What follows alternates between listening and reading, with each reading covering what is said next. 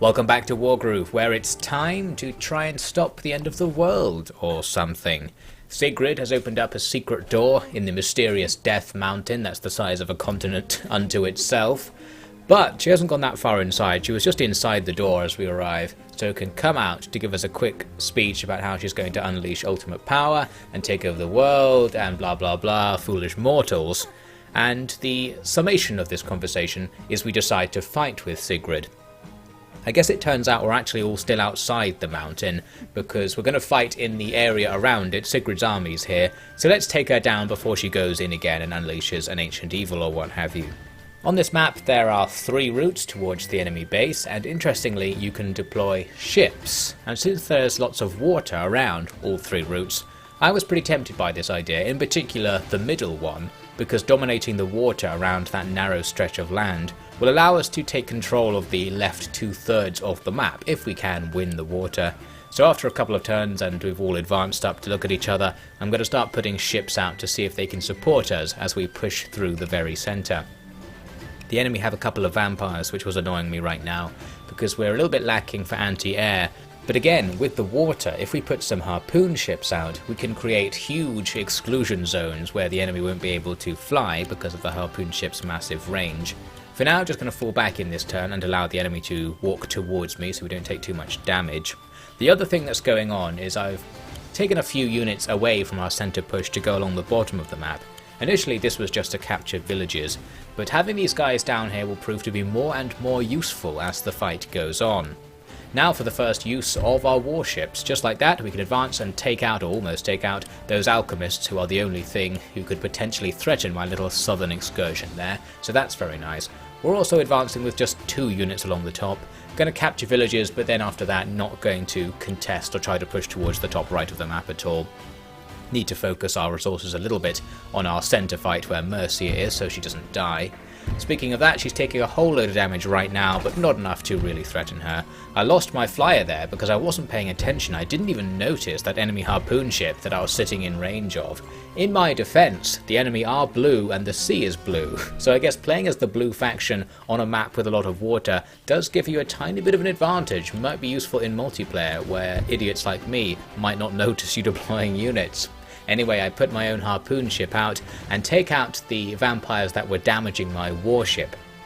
In the south, things are completely clear, so we'll keep going, we'll grab that village and start inching our way towards the enemy barracks just over to the right.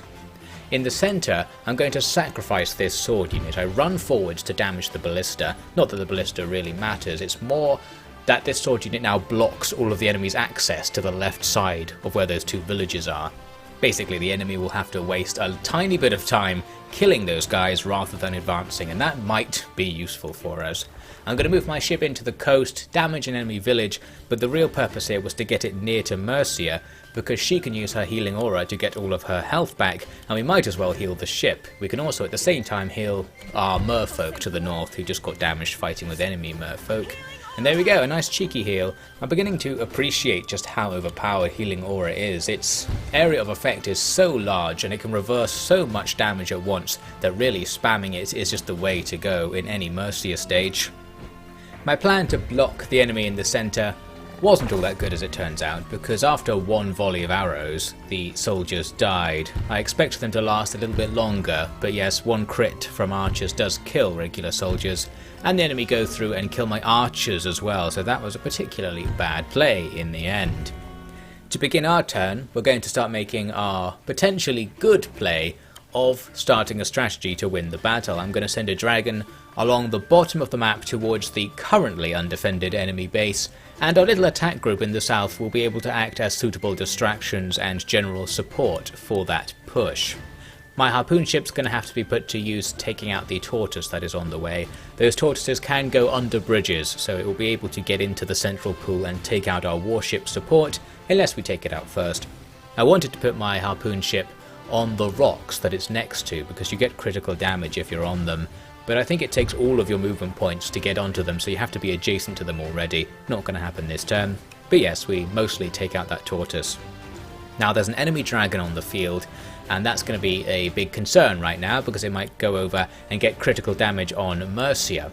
I had this genius strategy that I thought was great at the time, but I don't think is in retrospect. That is to edge forwards with my southern group so that they're just about in range of the dragon, thinking it may go down there instead of to the left, and thus not threaten Mercia quite as much, and potentially end up in range of our harpoon ships. But because I also moved Mercia backwards, it would have been better to have the dragon be drawn towards Mercia, because then it definitely would have been in range of my harpoon ships. Instead, we are going to allow it to actually go and attack our southern group, and that doesn't really leave it in a particularly vulnerable position, just means the southern group's weaker and now has a dragon in front of it, so that's not especially helpful. Their tortoise does come over and does a bit of damage in tandem with the harpoon ship, damaging one of my harpoons. That attack on Mercia does absolutely nothing, and the rest of the turn is generally fine. What we do next is going to revolve entirely around whether we can kill the dragon or not. And luckily enough, one of my harpoon ships can get into range and take off almost half of its health. That was looking pretty good. This other full strength one can't do it right now, but we'll see the importance of doing things in a particular order actually, because I'm going to just leave it where it is for now and focus on other things first, and that will prove to be accidentally very helpful. So yes, we're going to attack with the warship right now. Notice I can take out that archer unit right away, so we'll do that. Having this warship just sitting here in the bay, sniping away enemy units, is really good value for money, because we've easily taken out enough enemy value to pay for that ship, and looks like we're still going to get more damage in the future. Now here's what I was alluding to. Moving that ship allowed my harpoon ship to move to where it used to be, and from there it was in range of the enemy dragon, and the dragon is down. So once again, our water control of the centre proving very useful.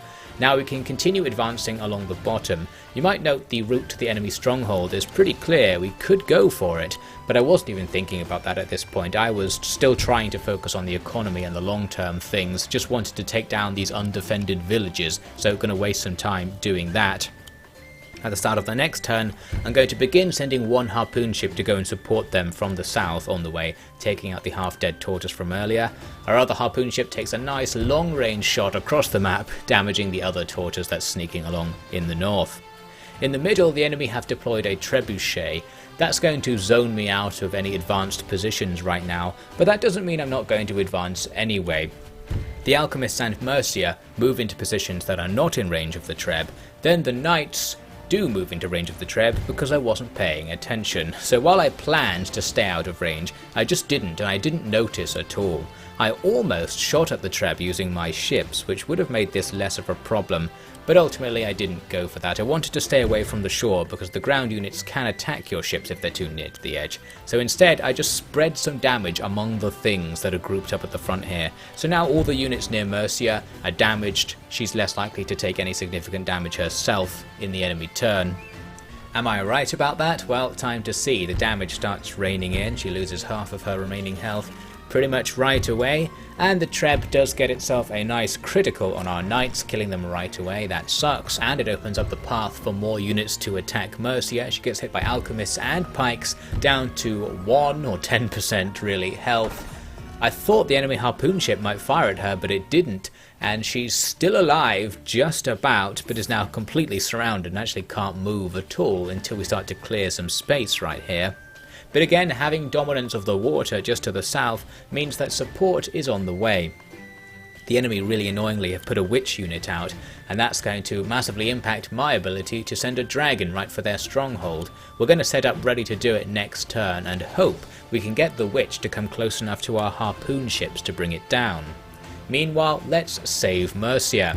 Our warships start firing and we immediately clear the path behind her so she can move, and now we can use her healing aura to actually improve our standing in the centre quite a lot. I decided not to bother including that 1 health merfolk in the healing aura. He went back to heal at a village, then we pop the heal. Everyone in the area gets back to full health except Mercia, of course, who's still pretty healthy. She can take a few blows now, and what the enemy have on offer in the area isn't going to be enough to take off that much health, especially after we clear things out a little bit more using our units. Took out that ballista there. Not sure why I chose that unit in particular since it's so weak, but whatever. Also, update on the top left battle. The couple of units I have hanging around up here are still holding the line against the couple of units the enemy bothered to send over there. Nothing too special. So yes, I now deploy a 3rd warship to our little central position, and things are looking pretty good right now. I used that alchemist to decap the nearby village just for no reason. Doesn't really matter what's going on with that guy anymore.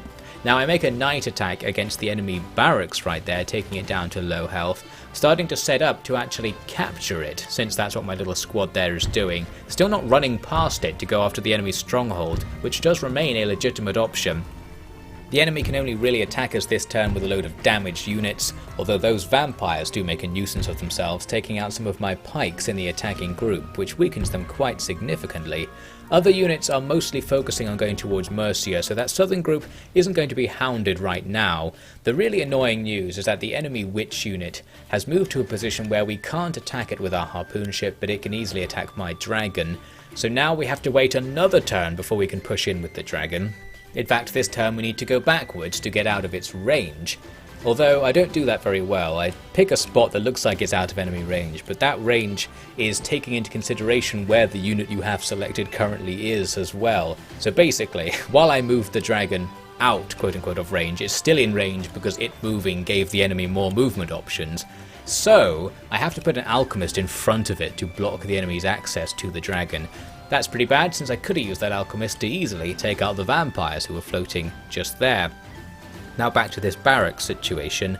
Our force is looking pretty depleted. It's probably not going to get much further than this, but we can capture the barracks this turn. Our knights are just going to go on a suicide charge. We want to do some damage to that ballista, since we'll want to take that out before the dragon gets over there as well. And now our full strength unit of swords will capture the barracks. So that's great. We now have a barracks pretty much in movement range of the enemy's stronghold. So if we don't lose it, that could prove to be very useful.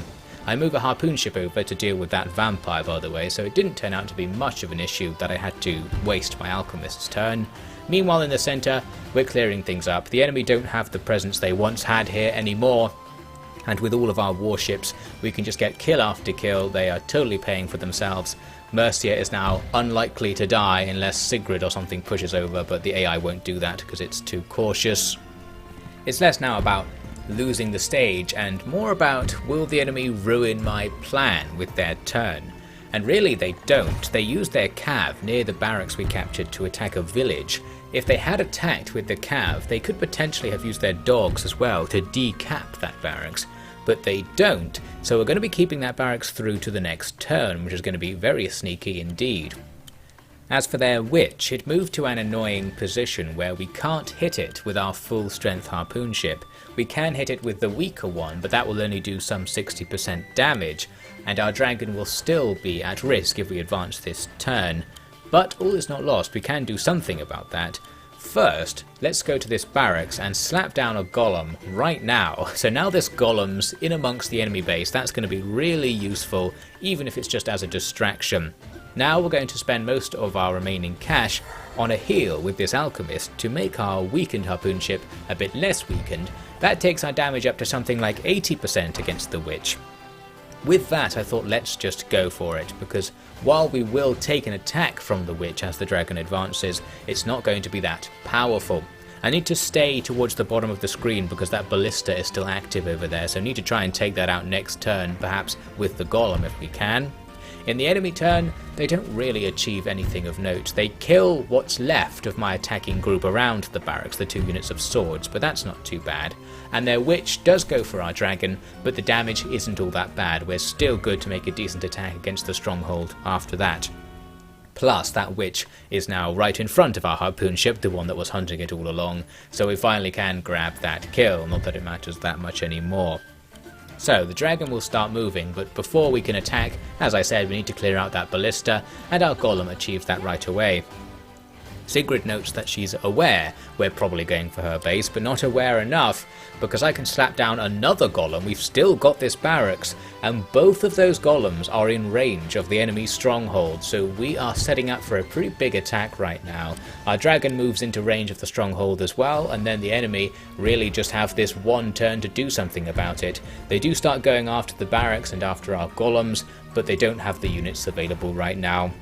The barracks did get decapped, but we don't need it. They failed to kill the golems, and now they're going to be in trouble. Our dragon drops some damage on the stronghold. Golem number 1 also does that, and golem number 2 can move over for the finishing blow, the finishing slap from our castle tower. So just like that, we suddenly won. I hadn't intended to use that barracks to do this. I really had just planned to use the dragon to spam the stronghold once it got behind the enemy base. But yes, that was a pretty good strategy, I think, in retrospect. Having a barracks near the stronghold is something to look into on any Wargroove stage. Anyway, it turns out that stage was kind of an allegory, because we're back in the cutscene from before the stage, and it turns out Mercia just straight up stabbed Sigrid while she was doing her evil rant, and that ended the issue, which is pretty good actually. That's probably the right way to go about this. So now we've theoretically saved the world, as is noted here. We've ended the war, I guess, because the undead who were causing all this trouble are commanded by Volda, and he's on our side for whatever reason now, so it's all fine. We can go back to whatever we were doing before. However, Volda notes that the door to the volcano is still open, and it happens to be a door that cannot be closed. The weapon inside, Requiem, is somewhat self-conscious and has awoken. It's going to cause trouble unless someone actually goes in there to forcibly put it back to sleep or what have you. So even without Sigrid, it's still a threat, and we're going to have to go do something about it. I'm not quite sure what yet, but going inside seems to be the first step. So we'll all head into the volcano and try not to die in the midst of a self-conscious super weapon of some unknown type. As for the stage results, we got an S rank, very nice. So the water-heavy strategy, along with rushing the enemy base along the south, does seem to be a good one if you want to try it out. So we've now got another stage taking place inside this volcano. I'm just going to show you the premise to this stage because of reasons you'll see in a second actually. As we go in, we are greeted by Princess Elodie, who is, I think, the person who sealed away the weapon in the first place. Can't quite remember what the old ghost of Mercia's dad told us a while back. Something like that. The secret weapon is this cello. It's a very evil cello though. Now it kind of looks like she's trying to stop us from getting the weapon. I think that's her plan, which I was a bit confused by because it's a bit of a "are we the bad guys" moment. She's trying to stop us from gaining the weapon, and that's why we have to fight. But Emmerich's like, no, ignore her, we're going to fight her anyway. I'm not sure if that's what they're going for, if I've just misunderstood it, but it seems like we probably should have just bricked the door in and not come in here because we're not very welcome. Anyway, she plays the magic weapon, and one of its apparent abilities is putting everyone to sleep or something, so we're all knocked out or what have you, thus preventing us from taking the ancient evil and unleashing it upon the world. So I guess that's the good ending. But now Ragnar shows up, back from the dead, which I guess you should expect for someone who's a vampire. She's very angry about the whole drowning thing a few missions back. In fact, she's so obnoxious it actually overcomes the sleep magic, and we're all back in the game. And I guess Elodie doesn't feel like doing it again, so we're going to stay awake, and now this is going to be the stage. We're going to try and fight with Elodie and her Requiem. Now the stage is covered in random miscellaneous units, and we immediately see why. Another power that she has is to convert units, so they all turn onto her side. And now the mission is to take just our heroes to break through all of these miscellaneous troops and get to Elodie and take her down. So there we have it. Looks like it's going to be a special mission indeed. However, there are some more complications to keep in mind. Every couple of turns, one of your heroes is taken by the music of the evil cello, and while this does nothing at first, it means in the next turn they're going to turn over and join the enemy for that turn. So here we see it happening to Koji. Elodie uses her groove and he turns into a purple guy and then immediately attacks Volda right here. He's on pretty high health, so I thought, okay, we'll just tank this, but it does do quite a lot of damage. And the problem is the AI kind of pays attention to this by the looks of things, because everything else starts attacking him as well. He takes a treb shot that pretty much kills him right there, and then some archers come in for the finishing blow. So that wasn't a very successful attempt. We lost it to turn 2, a record for losing a stage. Now that we know that there's this added complication, we can keep it in mind. And it is set the order in which this happens by the looks of things. So when we restart the stage, again in turn 2, Koji goes over to the enemy. I tried to put him somewhat up in the corner so he'd be less disruptive, or at least attack people at the back of our group, and it would be less of a problem. Didn't really work out like that, but this time Emmerich, who took the blow, doesn't quite die to all the enemy attacks. And interestingly there, an enemy alchemist did a heal that actually healed Koji, and now he comes back onto our side, so we get the benefit of that heal. Thank you very much, Mr. Alchemist. So now we get a couple of turns where we're okay again, and basically it's going to go through our heroes, making each one turn against us. So we're going to use the strategy of trying to keep whoever it is out of the way. The next person was Nuru, and we got through that okay. Then it was Ragnar, and for her I came up with what I thought was a very clever idea. I thought I'll use shield jump, her groove, because that will get her out of the way and in amongst the enemy. So then when she turns into an enemy in the enemy turn, she not only won't be attacked, but she'll be away from our guys and might just get stuck at the back.